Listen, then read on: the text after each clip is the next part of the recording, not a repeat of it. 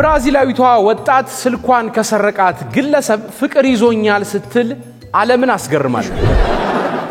ይመስለኛል እንግዲህ ጆሮን ሳይነካ ስልኳን ኳ አርጎ በልቷት ነው ሲሰርቃት አቤት እጃጣጣሉ አቤት ሲሮጥ አልደረሰች በጣም ነው መሰለኝ የሮጠው አንተ ስትሮጥ እንዴት ነው ደስ የምትለው ወይ ደግሞ ሲነካት ልስልስ ብሎ ነው ጁና ያለፈ እንግዲህ ጥንዶቹን ቃለ መጠይቅ ያደረገላቸው ጋዜጠኛም ሲጠይቃቸው ለሌባው ምንድነው ያለው ስልኳን ብቻ ሳይሆን ልቧንም ነው የሰረከው ብሎታል እና ሌባው ደግሞ አይነ ደረቃል በትክክል ብሎ በጣም በኩራት ልቧንም አንድ ላይ ነው የሰረኩት ብሎ ጥንዶቹ እንግዲህ በስልክ የጀመሩት ንግግር ነው ወደ ፍቅር ግንኙነት አድጎ ባለፉት 2 አመታት ውስጥ ደጋግመው እንደተገናኙ ተገልጿል አልሰረቀሽም ከዛ በኋላ ወይም እየደወለ መጀመሪያ የትላቀብልሽ ምናምን ይያላት ቀስ ይያለ ቃሊቲ ምን መጣለ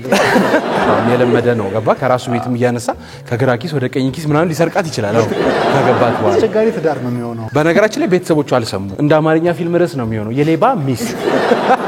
ጠርተዋት ሚሏት አንቺ ምን አይነት ሰው ነሽ ሽማግሌ ቢልክ ራሱ እኮ የተወጋውና ሊናደድ ይችላል አንቺ ብረት መዝጊያ ታመጫለሽ ስንል ጭራሽ ከፋቻ መጣሽ ይላል ወይ ሌባ ስለሆነ እንግዲህ እቺ ሴት ከሌባ ጋር ነው የተጣመረችው አንድ አስተያየት ሰጪ እንደውም ሲናገር ምናል ፍቅር ማይለውጣው ነገር የለም ኢማኑኤላ እንግዲህ የሷ ፍቅር ግለሰቡን ከስርቆት እንደሚያሸሸው ተማመናለሁ እሷ ሌባ እንዳትሆን በይደ አዎ እኔ ሜቢ መፈራው ግን ምንድነው ሌብነቱን ሲታው እንዳጠላው እኔ ወደድኩ እኮ ከነ ሌብነት ነው ነጣጠቅህን ነው መሰለስክ ነው ታውክ እኮ መሮጥ ትታል